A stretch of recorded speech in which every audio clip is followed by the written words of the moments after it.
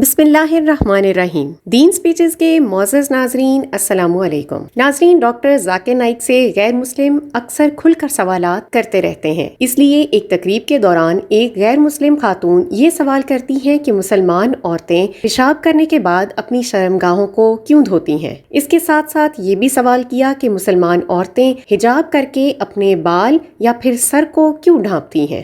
Muslim ladies always cover their hair. And then the second question is why they clean their private parts after they shit or after they urinate. Doctor Zakir Naik کہتے ہیں کہ چاہے مرد ہو یا پھر عورت، جب وہ باتھ روم ہو کر آئیں تو ضرور اپنی شرمگاہوں کو دھوئے گا، کیونکہ اس سے کچھ قطرے اس شرمگاہ کے اوپر باقی رہ جاتے ہیں۔ ڈاکٹر ذاکر نائک نے کہا کہ میں ایک میڈیکل ڈاکٹر ہوں اور میں جانتا ہوں کہ جب یہ گندگی جسم کے اوپر باقی رہ جاتی ہے تو یہ جسم کو بہت زیادہ نقصان دیتی ہے، اس لیے دھونے سے وہ گندگی ختم ہو جاتی ہے اور ہمارا جسم محفوظ ہو جاتا ہے۔ Because when we go for the call of nature, we put water on it so that there are no droplets remaining. دوسرے سوال کا جواب دیتے ہوئے ڈاکٹر ذاکر نائک کہتے ہیں کہ حجاب کا حکم قرآن میں کئی بار ہمیں ملا ہے، لیکن قرآن عورت کے حجاب سے پہلے مرد کے حجاب کے بارے میں حکم دیتا ہے۔ اس کے بعد قرآن کا حوالہ دیتے ہوئے کہا کہ اللہ تعالیٰ فرماتا ہے کہ مسلمانوں سے کہہ دو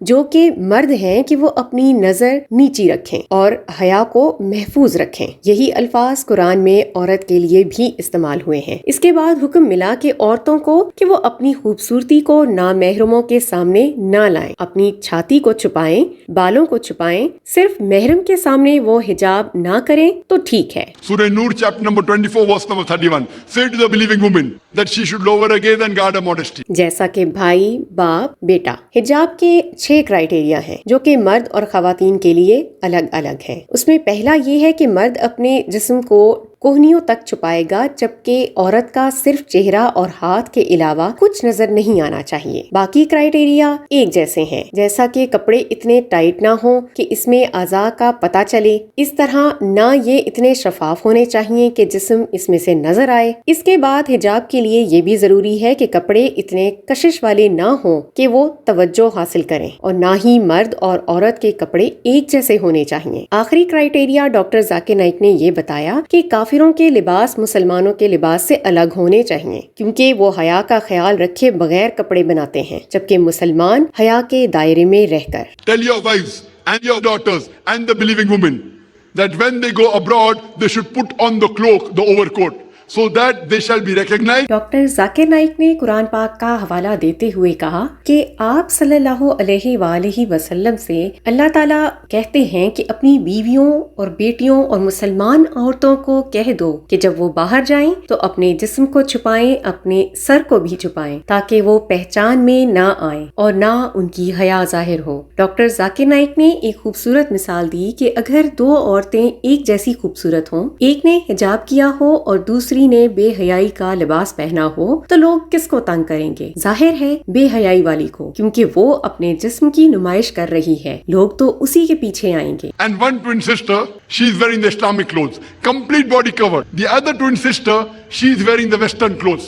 Will it is the girl wearing the Islamic hijab or will it is the girl wearing... doctor Zakir Naik سے ایک ہندو سوال کرتے ہوئے کہتا ہے کہ میں اپنی پیدائش سے پہلے کہا تھا، آج اگر میں امریکہ چلا گیا یا پھر کہیں اور وہاں پر مر گیا تو میں وہاں مرنے کے بعد کہاں پر رہوں گا۔ ڈاکٹر ذاکر نائک نے کہا کہ اگر آپ قرآن اور سنت کے مطابق زندگی گزارتے ہیں تو مرنے کے بعد آپ جنت میں ہوں گے، لیکن اگر آپ شرک کرتے ہیں اور قرآن اور سنت کے مطابق زندگی نہیں گزارتے ہیں تو پھر آپ مرنے کے بعد دوزخ میں ہوں گے۔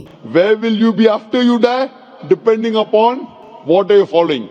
اگر آج آپ اسلام قبول کر لیتے ہیں تو جتنے بھی گناہ آپ نے پہلے کیے ہیں وہ سارے معاف ہو جائیں گے۔ ڈاکٹر ذاکر نائک نے حدیث کا حوالہ دے کر کہا کہ آپ صلی اللہ علیہ وآلہ وسلم فرماتے ہیں کہ جب کوئی غیر مسلم ایمان لاتا ہے تو اس کے پچھلے سارے گناہ دھل جاتے ہیں۔ تو اس طرح اگر آپ اللہ کے احکامات پر زندگی گزارتے ہیں یا نہیں تو ہی میں آپ کو بتا سکتا ہوں کہ آپ مرنے کے بعد کہاں ہوں گے۔ So depending upon whether you follow the laws of the Creator, where will you be, I can tell you. but you don't know when will you die. لیکن اس طرح بھی نہیں ہوتا کہ آپ یہ سوچتے ہیں کہ 2030 میں مروں گا اور 2029 میں اسلام قبول کر لوں گا، کیونکہ موت کسی بھی وقت آ سکتی ہے. کسی کو کوئی پتہ نہیں کہ کون کتنا جیے گا اور یہ دنیا کب تک رہے گی. ڈاکٹر ذاکر نائک نے قرآن کا حوالہ دے کر کہا کہ اللہ تعالیٰ فرماتا ہے کہ اللہ کے سوا کوئی نہیں جانتا کہ کب یہ دنیا ختم ہوگی. یہ کچھ لمحے بھی ہو سکتے ہیں اور کچھ سال بھی. اس لیے جب بھی آپ سچائی کو جان لو،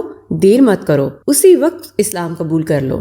How long will you live and I live? I don't know. So the best is the moment you come to know the truth. Accept it. مرنے کے بعد آپ کو کہاں ہونا چاہیے یہ آپ کے ہاتھ میں ہے. میں صرف آپ کو راستہ دکھا سکتا ہوں، اس پر چلنا آپ کا کام ہے. اور یہی بات قرآن کے ذریعے ڈاکٹر ذاکر نائک نے سمجھائی کہ آپ کا کام صرف پیغام کو پہنچانا ہے، باقی ہدایت دینا اللہ کا کام ہے. ڈاکٹر ذاکر نائک نے پوچھا کہ اب بتاؤ آپ مرنے کے بعد جنت جانا چاہو گے یا دوزخ؟ تو ہندو کی طرف سے جواب ملا کہ سچ بتاؤں تو مجھے کوئی علم نہیں، کیونکہ میرے لیے جنت اور دوزخ یہیں پر ہے. To be frank, I don't know.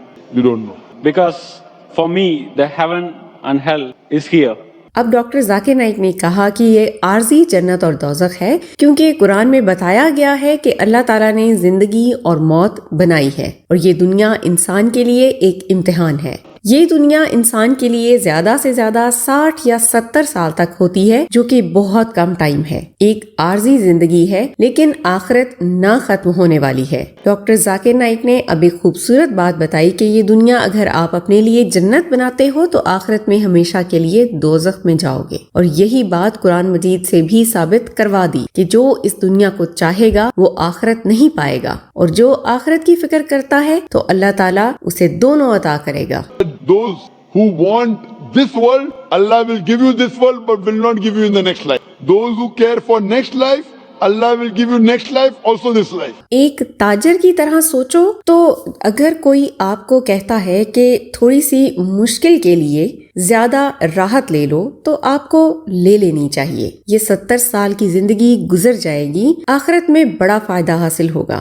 آخر میں ڈاکٹر ذاکر نائک نے آخرت کو ہندوؤں کی کتابوں سے بھی ثابت کروا دیا، لیکن پھر بھی یہ ہندو آخرت کی زندگی کو ماننے کے لیے تیار نہ ہوا. امید کرتے ہیں ڈاکٹر ذاکر نائک کے ان بیانات سے آپ ضرور مطمئن ہوئے ہوں گے. اسی طرح کی ایمان افروز ویڈیوز کے لیے آپ سبسکرائب کیجئے ہمارا چینل دین سپیچز. ہم ملتے ہیں آپ سے اگلے ویڈیو میں. اپنا خیال رکھیے. اللہ حافظ.